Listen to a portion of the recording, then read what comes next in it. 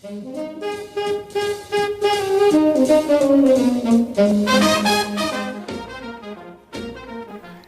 bienvenue à l'émission des Cabarets Welking, présentée à CFAC 88.3, le premier de la bande. Cette semaine, nous vous présentons les meilleurs moments du cabaret du 23 février 2017 avec notre invitée Véronique Grenier. Alors, il nous reste comme 2 artistes, mais l'appel est toujours ouvert. S'il y en a ici, tantôt qui n'ont pas entendu mon message, qui ont un texte, une performance, n'importe quoi, qui ont envie de faire quelque chose, il reste une place. Donc, je n'ai pas, se mettre en vedette n'est pas une performance. Non. Je répète, se mettre en vedette. À moins qu'il y ait une démarche artistique derrière ça, que tu l'expliquais avant. À moins que tu me donnes un texte d'une page qui explique ta démarche artistique. Ou si c'est du burlesque. Le burlesque, ça, j'accepte. Ouais. Ça peut être facile, par contre. Fais attention à ce que tu dis, il peut y avoir du burlesque facilement. Là. Ouais. Mais, où on était rendu, là? Eh ben, il reste 2 artistes. Excusez, un peu de silence, s'il vous plaît, merci. Alors, il reste... Hein? Quoi? C'est une question trop philosophique pour cette soirée. Ouais, ok. Oui. On est rendu à Guillaume, je pense. Guillaume, ouais. On s'est dit qu'on allait... Non, on fait plus de jokes sur son nom. On fait plus de jokes sur son nom. On a déjà fait ça trop. Ouais. Tu sais, à un moment donné, quand tu fais juste des jokes sur les noms des gens vont te taguer comme pas créatifs. Tu sais, on veut pas ça. On veut pas être tagué comme ça. On est plus au secondaire, comme tu dis. Hein. Tu sais, on est plus au secondaire. Ben, on est plus au secondaire. Non, on est plus au secondaire. Moi, je l'ai encore comme... J'ai eu un petit doute qui est monté. En fait. Mais c'est ça, Guillaume, si on compare à un philosophe, comment tu vois ça? Je le vois comme un philosophe moderne, c'est comme des modernes, là, du 20e siècle. Moderne, parce qu'il est comme un t-shirt en février, genre. Ah, de quoi? Non, il est moderne parce qu'il est comme un t-shirt en février. Non, ça se fait chaud. C'est une bulle, là, même, qui monte. Ça se fait chaud dehors. Ok. Maintenant, parce qu'on peut l'acheter au Dollarama. J'ai pas d'idée, en fait, je connais plus assez des derniers philosophes. Faudrait que je suive un peu le... Ben, moi, je le regarde, tu sais, je regarde et je me dis, Guillaume, il a comme le physique d'un Nietzschéen, mais tu sais, à l'entendre, il est plus rousseauiste, tu sais. Ah, ouais, je le sens plus, tu sais. Pourquoi rousseauiste? Ben, je sais pas, c'est ses mots, c'est son côté un peu romantique, c'est le côté... je sais pas, j'allais dire délicat, là, faut pas dire ça. Genre qui a abandonné sa famille, mais il écrit des livres sur les familles. Ouais, genre, si on veut, là, c'est pour ça racheter. Ok, puis, mais au niveau du travail, toi, qu'est-ce que... Tu t'avais pas dit qu'il justement il travaillait en philo, ou il a fait de quoi en philo? Ouais, mais il a fait une maîtrise en philo, fait que c'est clair qu'il travaille pas. C'est comme en histoire, on travaille pas. J'ai eu peur, je pensais que t'allais dire ça à propos de la maîtrise en littérature. Ouais, c'est la même chose, histoire, littérature, sociologie. Mais sociologie, des fois, ils s'en sauvent. Ouais, genre une tâche, ouais. Alors, avec Guillaume, vous souvenez de parler de ça? Ouais, je suis pas obligé de parler de ça. Non, parle de ça. Oui! Je ne veux pas que j'en parle parce que ça va faire pâlir votre discours. Mais parlant de philosophe, je trouve ça bien, sous le signe de la philosophie.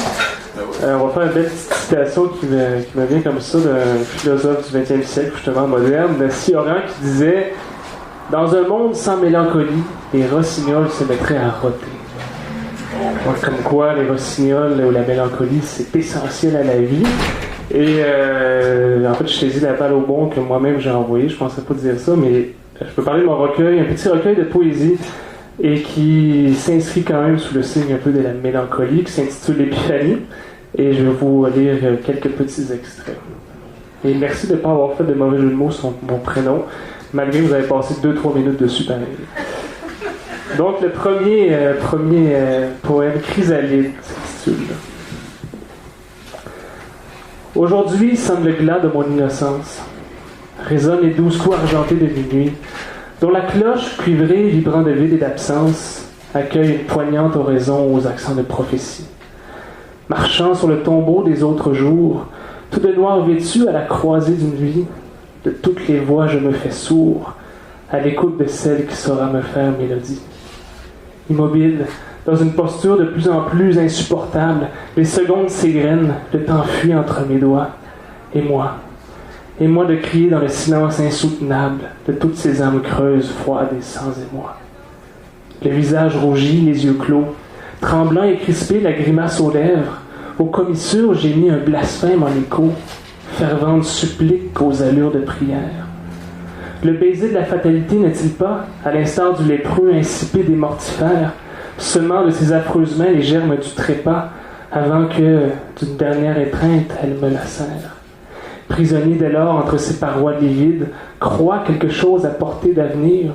Sous cette enveloppe que je crois chrysalide, j'entends s'émouvoir l'embryon d'un devenir. Se dépose alors humblement sur mon âme en ruine une offrande, faite de larmes et de cendres, accompagnée d'une voix en deuil, diaphane et cristalline, soupirant un baiser d'adieu à la fois triste et tendre. Battant la mesure d'un émouvant requiem, des 12 coups résonnent encore un filet argenté, offrant un dernier hommage à cette innocence même qui demeure en filigrane de cette tragédie consommée.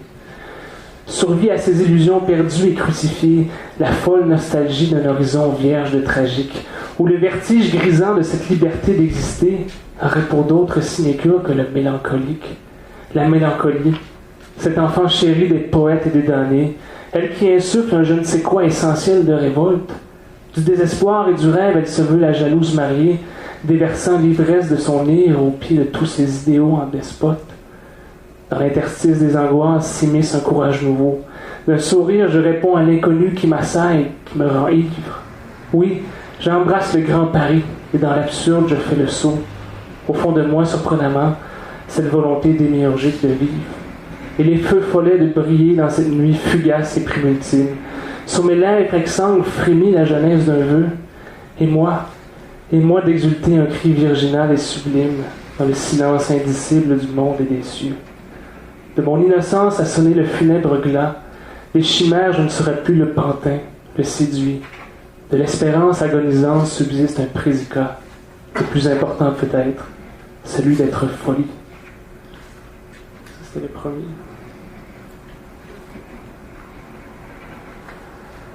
Fils de la terre. C'est difficile de choisir des extraits dans un recueil. Tu résistes au vent infatué, fils de la terre. D'un geste nonchalant éloigne ces rêves de poussière qui s'agitent, qui obstruent ton soleil. Aux mesures des saisons, tu rythmes ton pas. Ton corps est la coque d'un fier navire. Rude et immense, il vogue sur la mer dorée des champs. Immuable, inébranlable, comme les cieux.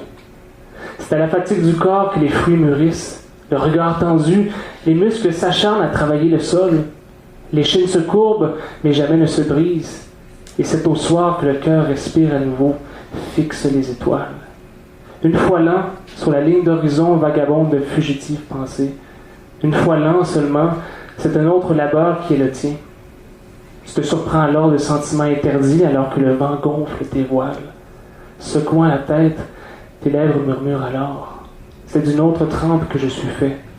Mon voyage à moi est intérieur. Un autre que vous allez sûrement reconnaître le début, qui fait référence à un conte populaire. Le reste, c'est, disons, adaptation libre.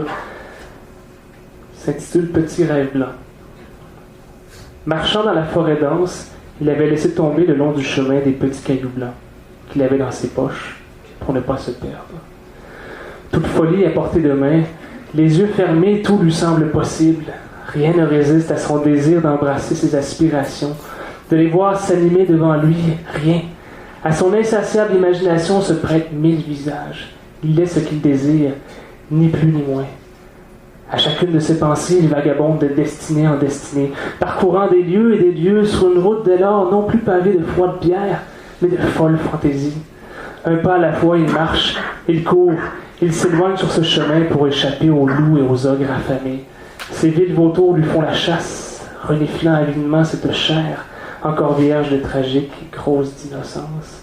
Les crocs sortis, les yeux de rage rougis, il n'accepte pas l'insulte d'un esprit affranchi, d'une âme encore nubile à la vie. Il fuit les perd, dans ces mêmes bois qui devaient l'engloutir, lui, et d'un fil d'Ariane il les munit, pour ne se perdre jamais et se retrouver toujours au milieu de cette nuit à l'espoir diaphane. Les yeux fermés, il navigue sur la cime d'une dense forêt prête à l'envahir, où se livre un combat mortel. Les yeux fermés, il transgresse la frontière du rêve et du réel pour fuir la misère d'un monde de silence. Les paupières sont alors les parois d'un refuge précaire, où survit à l'usure la propension au rêve. Marchant sur les eaux troupes du réel accablant, Il avait laissé tomber le long du chemin des petits rêves blancs qu'il avait dans ses poches pour ne pas se perdre.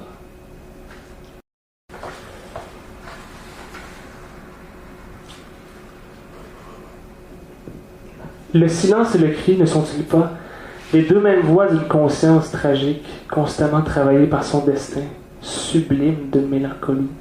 L'écho faiblit, s'éteint, la solitude s'étend, se durcit, toujours plus grande, toujours plus royale. Elle érige de somptueuses murailles sur lesquelles se bute le bruit du monde. Son pourpre ennoblit l'âme, grise l'esprit alors que son joug lourdement pèse sur les chines. La nuit s'épaissit, et voilà l'exil aux confins de paysages effrayants de vertige. L'écho revient, encore, souffle ses notes. Sur la cime d'un espoir fragile et vacillant, un cri s'échappe, comme un tressaillement du cœur. D'une blanche voix exhale son trop-plein de silence et de désarroi, avant de se noyer, encore, dans cet horizon d'écume et d'oubli. Je vais essayer d'en choisir un peut-être plus joyeux.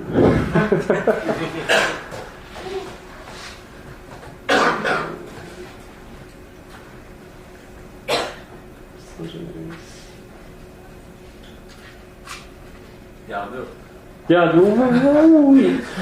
Mais c'est au travers. C'est souvent, comme disait l'autre, au travers l'amertume du désespoir qu'une nouvelle lumière apparaît. L'aube d'un sourire. Abondent dans la nuit du cœur ces murmures, feu follet d'incandescence aux ailes battantes. Ces voix d'ailleurs confessent le clair-obscur avant de s'éteindre dedans volutes fumantes. Elle est là pourtant, la belle lubie, ce beau visage, ce beau rêve sot, diapré d'une royale mélancolie, frémit au silence qui fait écho. Un mot s'échappe, gorgé de larmes, un sanglot dans le silence transi, s'arrache du cœur et d'audace il s'arme, caressant ce visage d'épiphanie. L'évanescence de ton sourire, à l'orée des murmures, surgit comme l'aube, et je continue à danser avec ton souvenir, continue à marcher avec ton fantôme. Finalement, il était peut-être pas si joyeux que ça. Je pensais que j'ai une section qui est plus... bon. Et je vais terminer avec des petits poèmes. Merci d'être venu.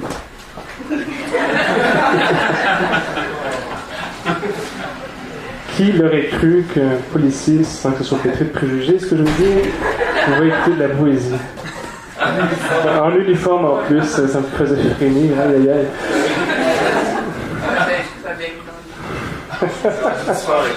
Sport extrême, oui, c'est ça. Bon, deux vraiment petits derniers. L'irrémissible frémit, le silence s'étend, seuls sont morts ceux qui tombent dans l'oubli. Et je m'habille de rêve pour ne pas prendre froid, m'enveloppe de cette peau blanche et gracile, pour couvrir un cœur trop grand et fragile, qui semble battre plus fort qu'il se doit. Merci. Guillaume Gosselin. Ça me fait penser ce qui vient d'arriver, outre la tristesse de l'événement.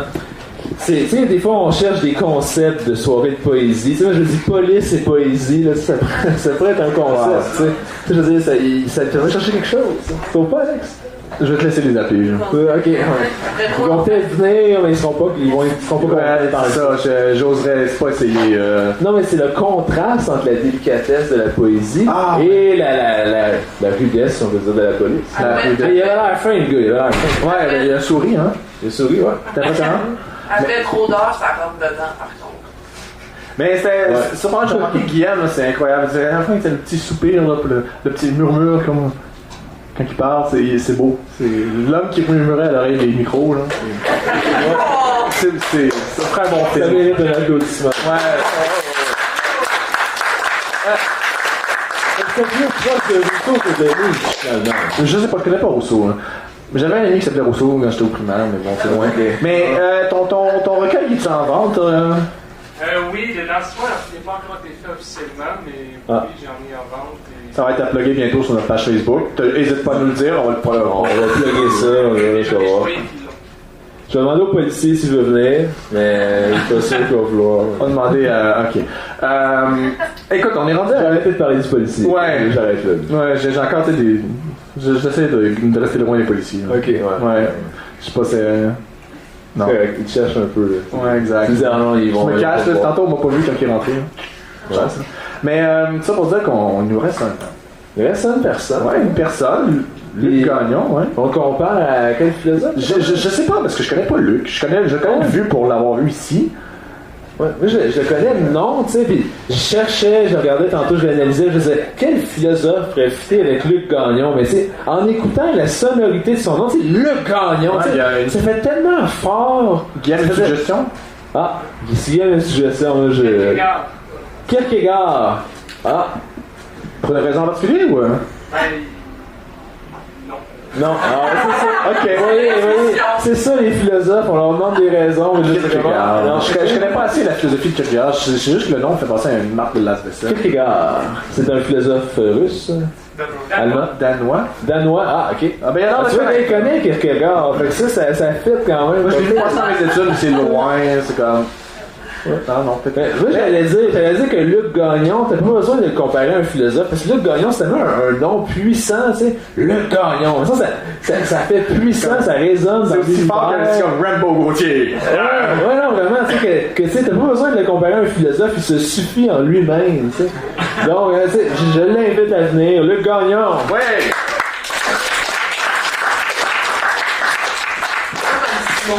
Bonjour. Oui. Est-ce que vous m'entendez? Oui. Kierkegaard. Merci. Guillaume et moi, on se connaît, évidemment. Et oui, Kierkegaard, c'est bien choisi. Vous savez, chez Kierkegaard, il y a trois principales modes de vie, le séducteur, le moraliste, le religieux. J'alterne un petit peu entre le 1 et le 3, genre comme le 2 m'intéresse moins. Mais et pour moi la transcendance, la spiritualité, le sublime, devrais-je dire, se trouve dans les yeux de mes muses. Et donc j'ai un texte ici, ça s'appelle « Une âme sans muse ». Et j'en parlais avec Guillaume, et puis il m'a dit « Mais ça, c'est une contradiction. C'est beaucoup plus qu'une contradiction, c'est une tragédie. » Donc, je vais vous lire ça. C'est le seul texte que j'ai. Donc, profitez-en, peut-être, c'est mieux, je sais pas. Oui. Mon âme se reflète dans cette eau défaite, troublée, embrouillée sur ce corps rouillé, 1000 fois mouillé, dans des tourments. Quelque chose de dément frappe mon être d'un paraître, d'un manque de bien-être, et je me tue à vous dire qu'est mort le rire.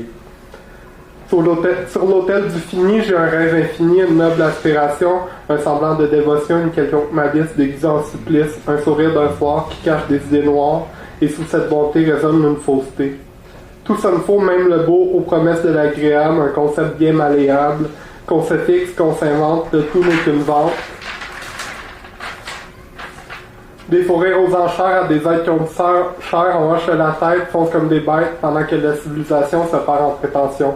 On rationalise l'infâme, masque nos âmes pour ne pas voir, surtout ne pas croire le noir à l'intérieur de cette puanteur que l'on croit sincère par peur de la misère, qu'une vision troublante, puissante et violente poserait sur notre esprit, qui s'oppose, qui s'affirme, alors que l'on prie pour ne pas être infirme et encore moins difforme dans un monde infâme, d'une beauté exacerbée agitant des êtres perturbés par un canevas inatteignable, inaccessible, qui nous met sous cadenas en bord nos cœurs, dans des promesses chimériques, là où fermente une rancœur qui se voulait plus que prophétique.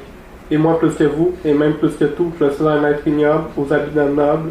J'admire le sublime, me pars dans l'abîme, échange ma spiritualité pour une quelconque vanité, un infini éphémère, où tout n'est que chimère, un conte de fées endormi, une légèreté alourdie, par le poids d'une rêverie qui s'évanouit en songerie, quand tout est fini et que l'espérance nous épargne de sa présence. Alors je m'endors, rêve et rêve encore, une mule se profile, mon destin défile, les murs se brisent, tandis que la brise caresse mon duvet quand je rêvais, son sourire en rêve, son sourire de rêve.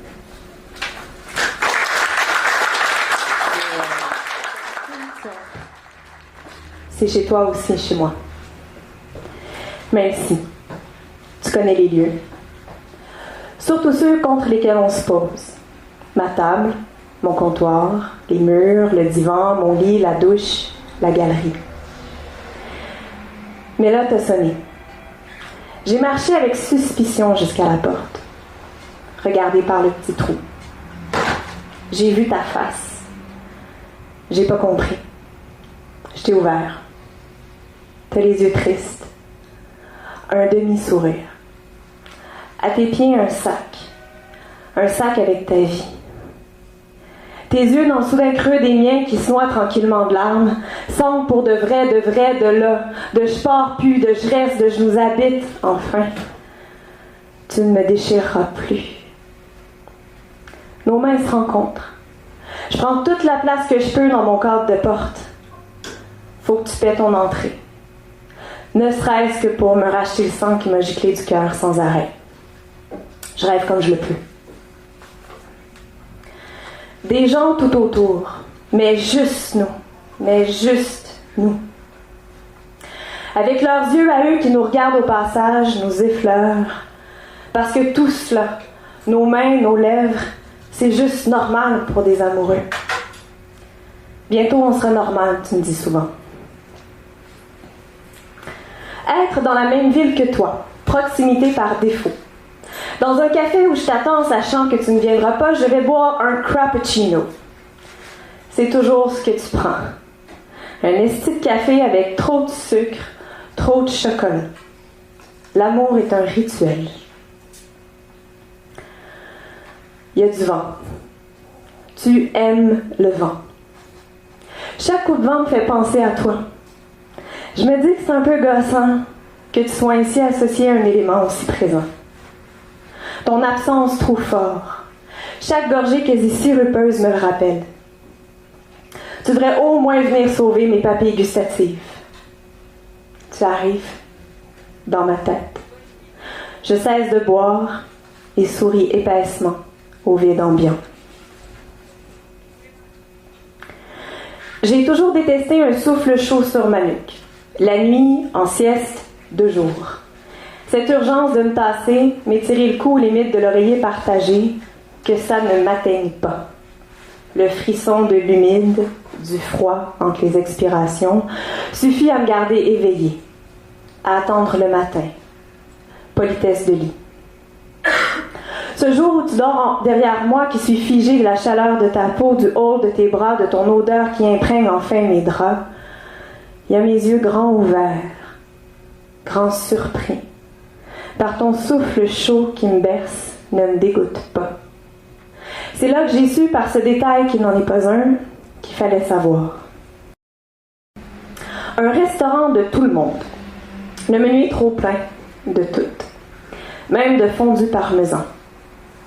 Cette intuition qu'elles sont servies, comme le fait ma grand-mère, sur une feuille de laitue iceberg avec des petits cornichons sucrés.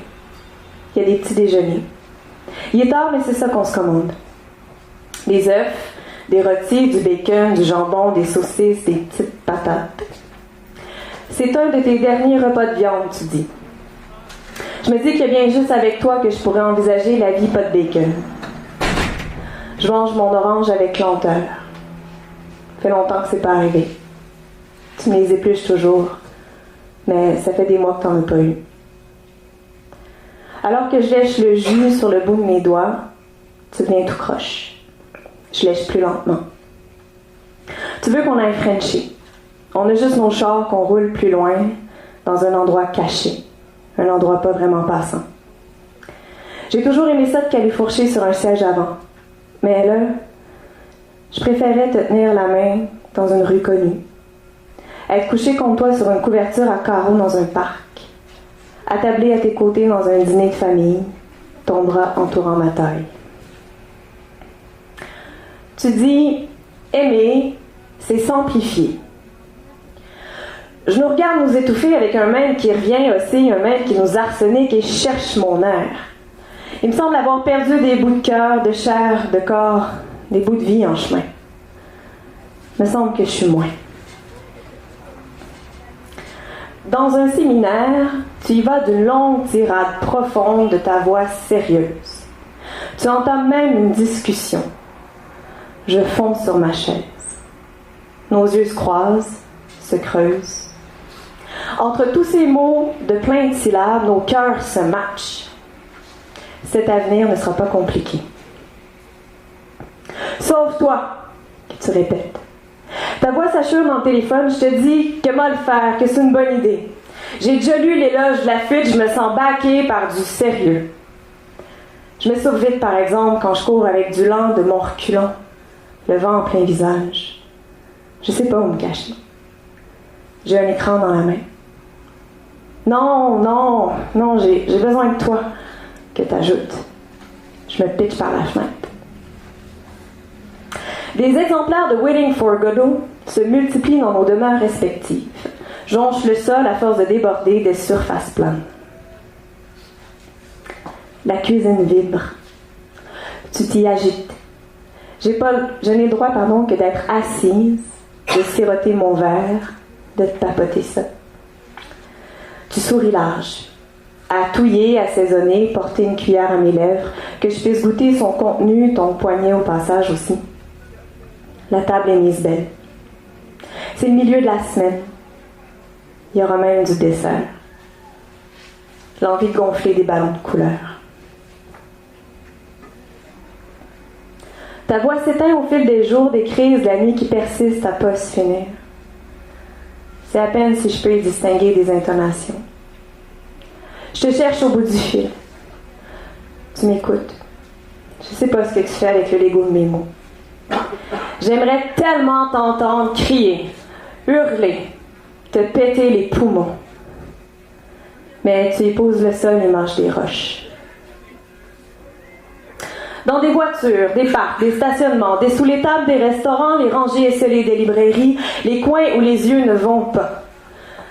Je jouis si rarement dans mon lit et toujours sous le soleil. Je voudrais de la pénombre. J'avale un comprimé. J'aime la certitude du sommeil à venir, de ces heures mortes, pendant lesquelles ma tête ne pense pas à toi. Je ne rêve pas avec ce médicament. Je m'absente. Et rien ne me fait plus de bien que ces instants où je ne suis plus, où tu n'es plus. Où je ne peux même pas me dire que peut-être, que là, que ça arrive, que ça s'en vient, que nécessairement, qu'espoir et résignation, et étoiles filantes, et trèfle à 4 feuilles dans un cahier, et pattes de lapin, et gris-gris, et échelle à éviter. Il y a des boîtes partout, pleines de livres, les tiens, les miens. Au fur et à mesure que nous les entassons dans la pièce prévue à cet unique effet, nous nous disons que ça fonctionnera pas. Il y en a trop. Le sourire nous prend encore plus large. Je les défais une par une, évidemment. Comment faire autrement? Le geste est lent. Je cherche les odeurs. Tes cartons me prennent des heures. Je regarde chaque exemplaire, feuillette, lis tes notes en marge. Les passages surlignés. T'as pas la lecture propre. Mais plus que la mienne. J'ai la catégorie complexe, alphabétique, par sujet, sous-sujet, siècle, genre. Je me perds, mais tout se place, sans boîte, ce beau. Mes livres contre les tiens. Ce moment où ta main s'est posée sur la mienne, qui glissait le long d'une tranche. Tu m'as prise là, de dos. Mon front se rappelait doucement contre une rangée de romans russes du 19e.